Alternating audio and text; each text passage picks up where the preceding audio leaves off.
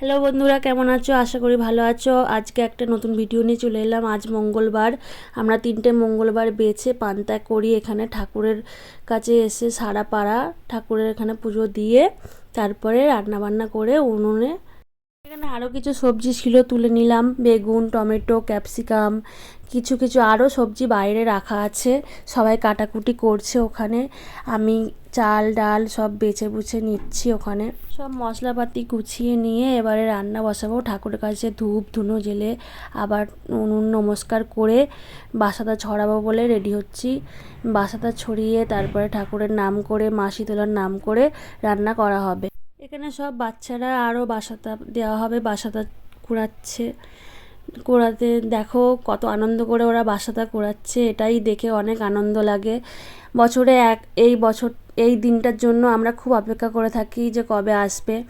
সবাই মিলে আনন্দ করে রান্না করা হয়। এখানে সব দেখো সবজি কাটা হচ্ছে, পাড়ার সব দিদিরা কাকিমারা সবাই মিলে হেল্প করছে, কাটাকুটি করছে। সব বাচ্চারা আনন্দ করে এখানে খেলছে, এটাই খুব ভালো লাগে। সবাই আমরা একসাথে এটা করি।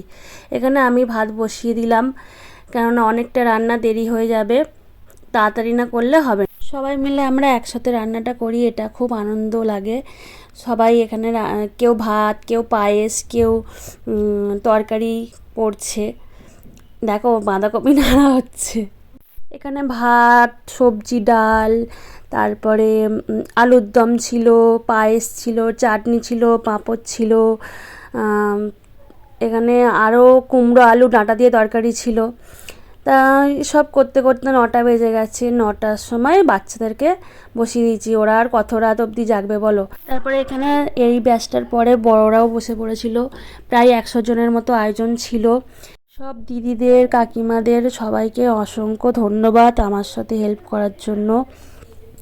আর আজকের ভিডিওটা এটুকুই ছিল। দেখা হচ্ছে পরের ভিডিওতে। Tata, bye bye.